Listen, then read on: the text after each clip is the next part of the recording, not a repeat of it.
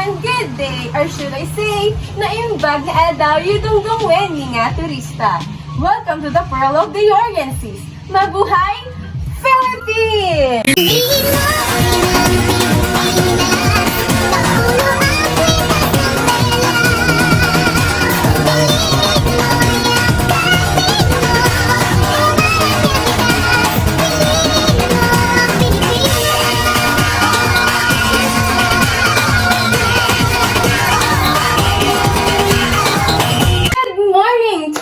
What we have here is a perfect, not so sunny day for a knowledgeable trip. On behalf of Kyla's Sun and Shine Travel Agency, my name is Janine Zez Bermudez, but you can just call me Ate J. And it's my pleasure to be your friend, your ate, and your tour guide for today. Together with us is respectable Mr. Danny Boy Padilla, our professional licensed driver that will make us reach our destinations safely.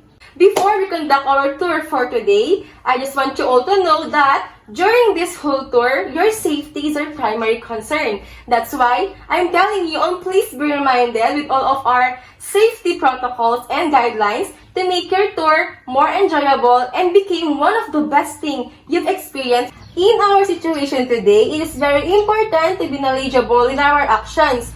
COVID virus is everywhere. It's really hard to travel in the midst of pandemic. But, knowing these 5 safety protocols, you will still have the blast. First, synchronize. Synchronize my time to your time so no one will be left behind. Time check, it's already 7:40 in the morning. Second, please wear your face mask together with your face shield. Sad to say, but without any of these two, we won't allow you to get out of the bus. My deep apology, we're just thinking of your safety. Third, disinfect using your alcohol or any sanitizers. But if you forget to bring it with you, don't worry and just approach me because I got you. Fourth, maintain social distance with at least 1 meter to the local and even to your fellow tourists. And lastly, please practice mannered actions. If you touch something in our destination, immediately sanitize your hand to stop the spread of the virus. And if you wanted to sneeze, just cover your mouth or use a tissue instead. Please do also pay attention on some of our crucial actions that will be performed later on. If you hear me blow my whistle once like this, it means you still have 15 minutes to roam around and enjoy the place. But if you hear me blow my whistle twice like this, and wave my flag, it means your time is up and we need to head back to our bus for our next destination. Next, please be open on something if you needed my help or my assistance. Injured? Feeling dizzy? Don't worry because I got you covered with this helpful backpack full of our first aid kits and other necessities just for everyone's safety and comfort. And another one, please keep close to the group so no one will get lost during our tour. And lastly, always observe nature without doing any harm. If you have any questions, don't hesitate to say it to me because aside from being your tour guide, I am also your human Google and human dictionary just for today. That's it. I think everyone's ready for the tour. But before we leave our bus, let's do a head count. 1, 2, 3, 4, and 20. Perfect. Now, I warmly welcome you to the town who's perfectly known as the ecotourism and cultural heritage capital here in Mindanao, the primary food basket, and the highland paradise here in the heart of Mindanao. I proudly present the town of Bukidnon! And here they say, maayong buntag kaninyong tanan. Bukidnon!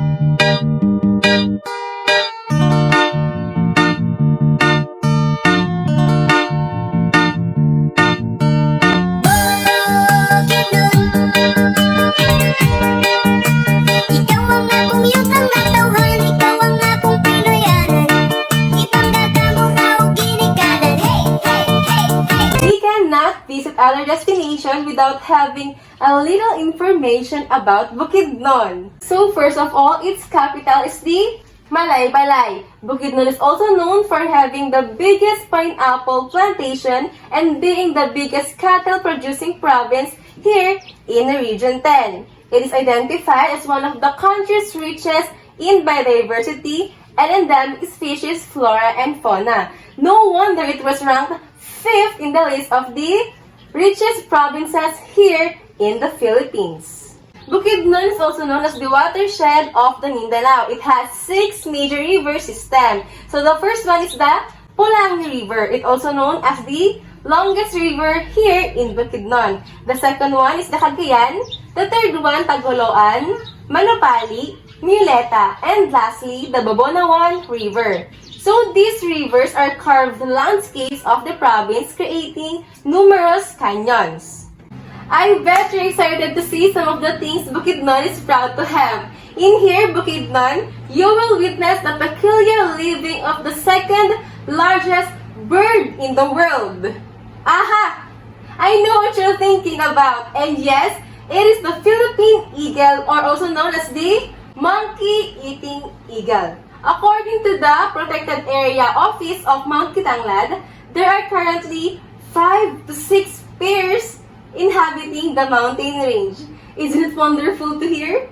But unfortunately, that kind of bird here in the Philippines is now critically endangered.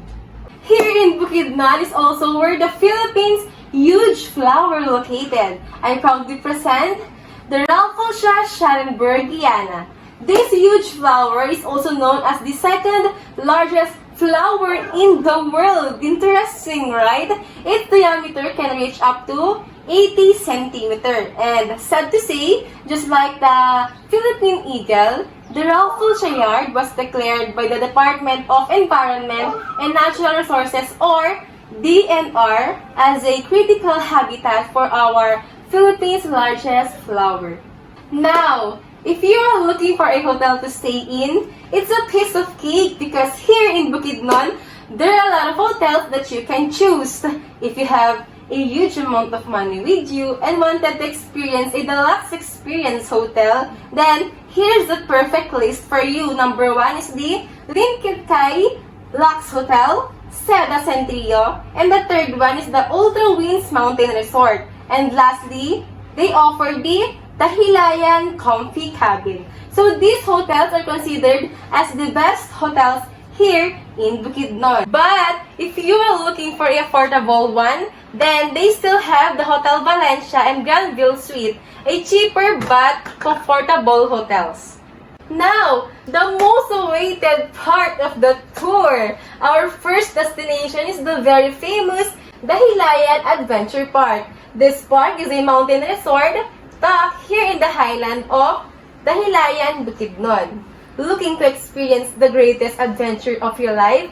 Then be among the first to brave the Asia's longest dual zip line and fly like a Superman with a launching point of 4,700 feet above sea level and with a speed of 90 km per hour while zooming through the lush greenery and breathtaking views only to find here in the highland of Dahilayan.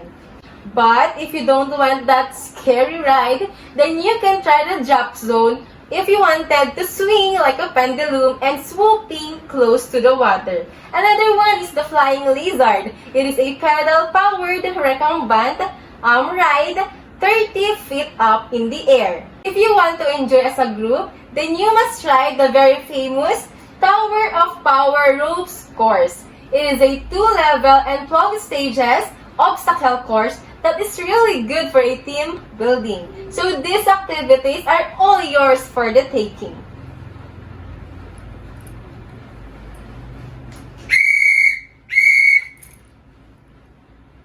Tourists, let's go for our next destination!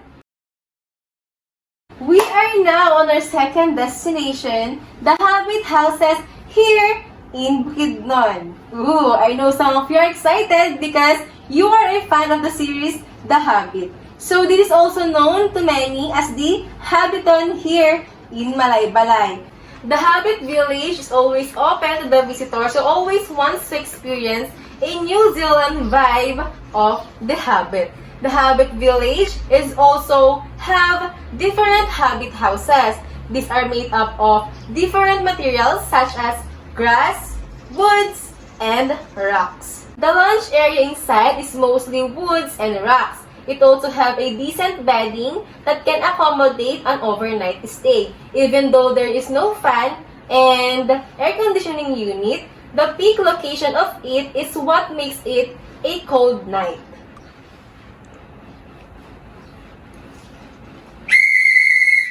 Tourists, you still have 15 minutes to enjoy the place.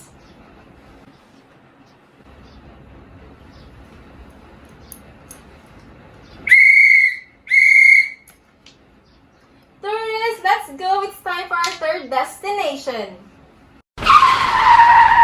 Welcome to our third destination, the Monastery of Transfiguration. Different religious figures represents different places.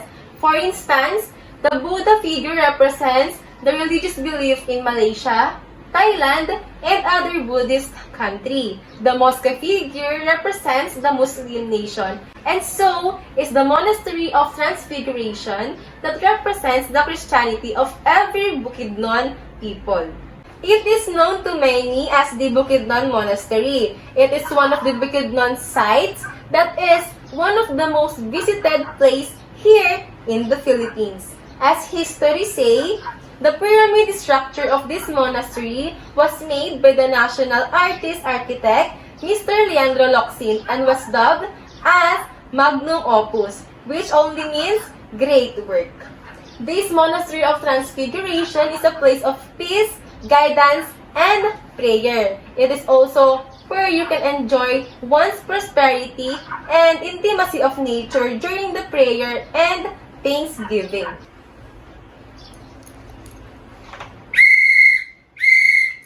Tourists, let's go! Let's go!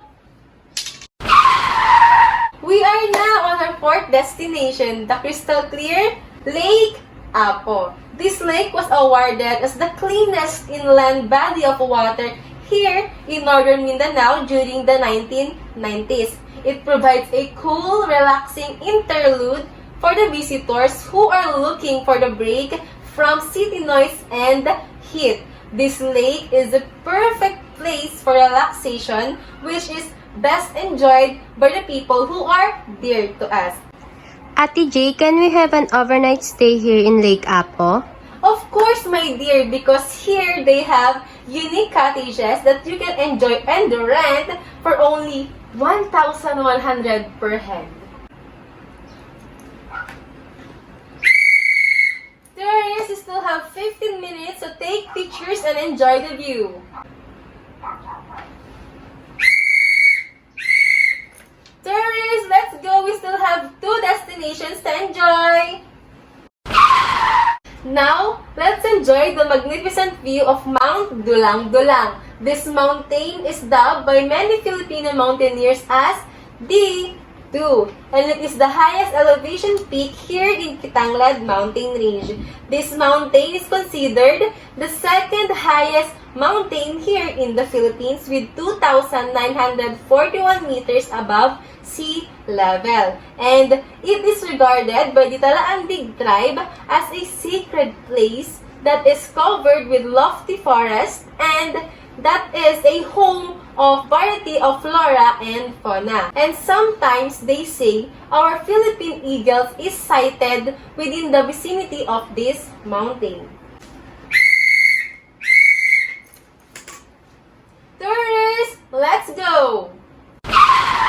I hope you're not tired yet and still excited since we are now down to our last destination. Just like what I've mentioned a while ago, Bukidnon is known for having the biggest pineapple plantation here in Region 10. So now I welcome you on our last destination, the very famous Del Monte Pineapple Plantation.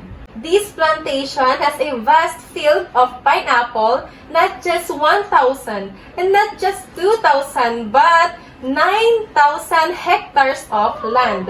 all of you can get the chance to see their manufacturing plants and buy some of their pineapple goodies, such as the fresh pineapple fruit, the pineapple yema, the pineapple jam, and a whole lot of more pineapple delicacies. Tourists, let's go! We need to head back to your hotel since it's the last destination that we have. Let me tell you another interesting fact in Bukidnon. So here in Bukidnon, the most important or the highlight that is being celebrated and enjoyed by everyone is their famous Kaamulan Festival.